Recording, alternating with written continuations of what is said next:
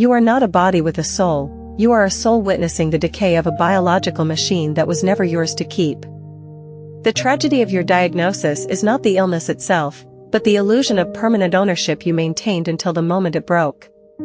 We treat our health as a birthright, an eternal constant, yet the universe never signed a contract guaranteeing you a century of effortless function. To face a serious illness is not to be punished by fate, it is to be forced into a direct, unvarnished confrontation with the fundamental truth of existence, that everything is borrowed.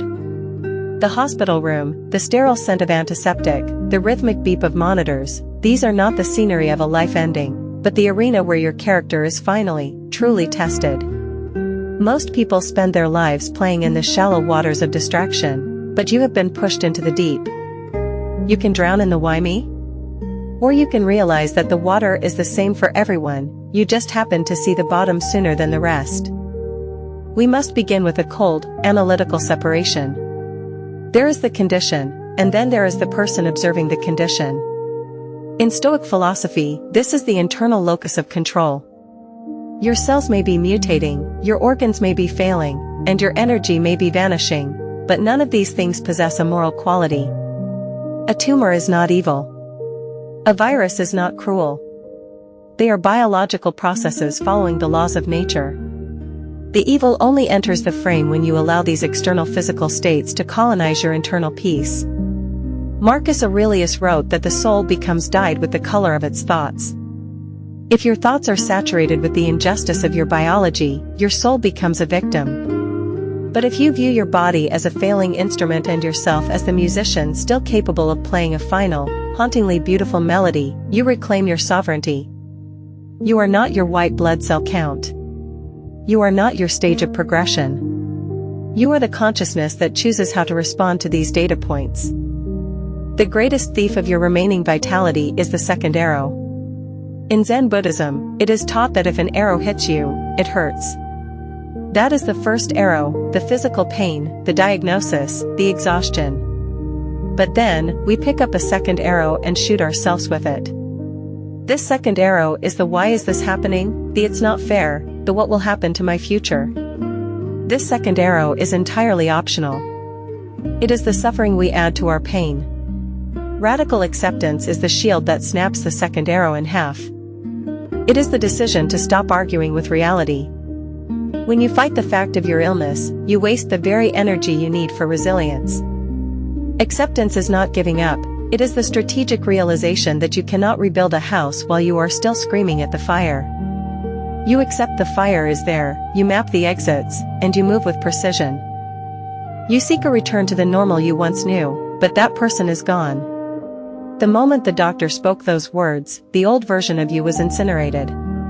Seeking to go back is a form of cognitive dissonance that will only breed despair.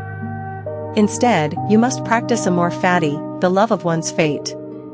This sounds paradoxical, even masochistic. How can one love a disease? You do not love the pathology, you love the opportunity it provides for ultimate clarity. Illness is a brutal editor. It cuts out the noise, the petty grievances, the hollow ambitions, and the social posturing. It leaves you with the raw, vibrating core of what matters. In the shadow of a serious diagnosis, the sunset isn't just nice, it is a miracle of photons and atmosphere. A conversation isn't just talk, it is a sacred exchange of spirits. The illness has given you a competitive advantage over the healthy, you are actually awake. Most of humanity is sleepwalking through a dream of immortality, wasting their days on trivialities because they believe they have forever. You no longer have that luxury, and that lack of luxury is your greatest power. It forces a density of experience that the healthy may never know. This is the transition from living long to living wide. You must develop a strategic indifference toward the things you can no longer do. If your body restricts your movement, let your mind expand its territory. If your world has shrunk to the size of a bedroom, let your inner world become a universe. The Roman Stoic Seneca, who struggled with chronic respiratory issues that often felt like he was practicing death, noted that a brave and splendid mind can be found even in a broken body. The body is the vessel, but you are the light inside it.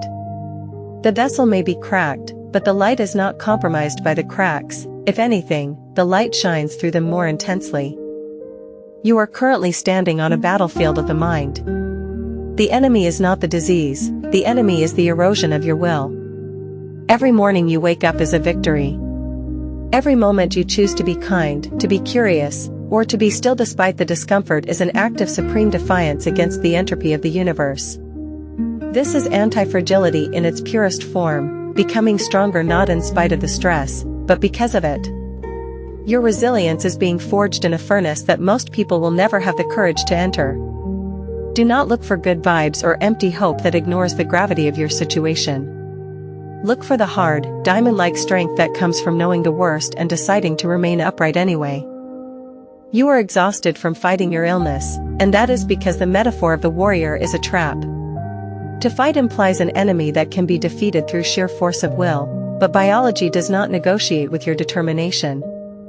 When you treat your own body as a battlefield, you become both the attacker and the victim. True power lies not in the struggle, but in the transcendence of the conflict. In Zen, there is the concept of mushin, the mind without mind.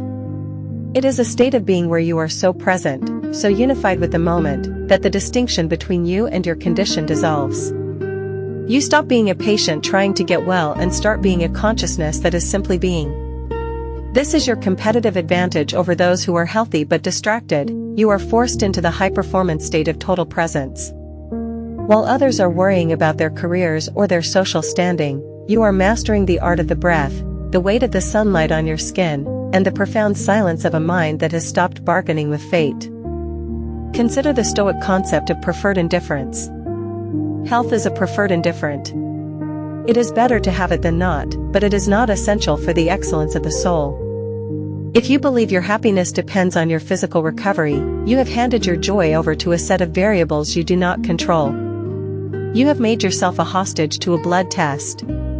Instead, pivot your focus to the soul good, your character and your response to what is happening.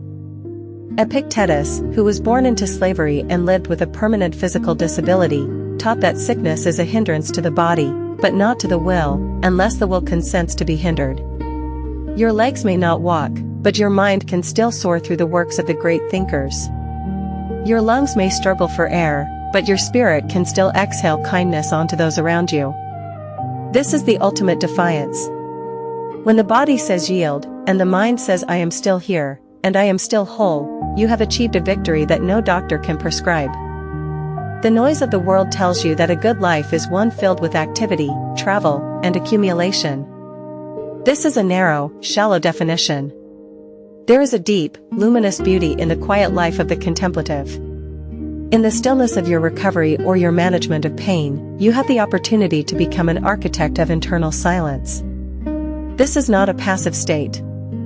It is a rigorous, intellectual discipline where you filter out the cognitive trash of regret and anxiety. Most people are terrified of being alone with their thoughts. You are being trained to be a master of them. You are learning to see the world as it is, not as you wish it were. This clarity is a gift of the fire.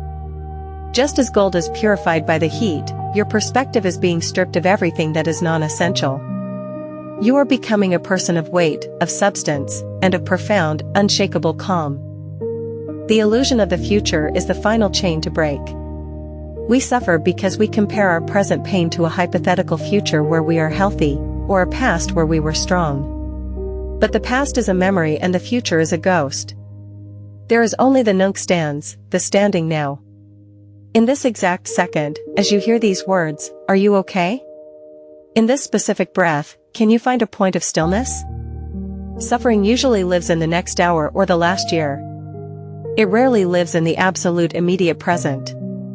By anchoring yourself in the now, you deny the illness the power to ruin your entire life. It can only take this moment, and if you fill this moment with awareness, it has taken nothing at all. You are practicing the ultimate high-performance strategy, the ability to maintain peak internal state regardless of external pressure. Here is the ultimate framework for your internal fortress, the synthesis of the architect's blueprint. You are the sky, and the illness is the weather. Clouds may be dark, storms may be violent, and the wind may howl, but the sky itself is never bruised. It simply provides the space for the weather to happen. Your consciousness is that sky. This is the realization that grants you a peace the world cannot understand. You no longer need the weather to change to be the sky. You are the vast, silent observer of the biological storm. This is not hope, it is the recognition of your true nature. You are unfazed, you are resilient, and you are fundamentally free.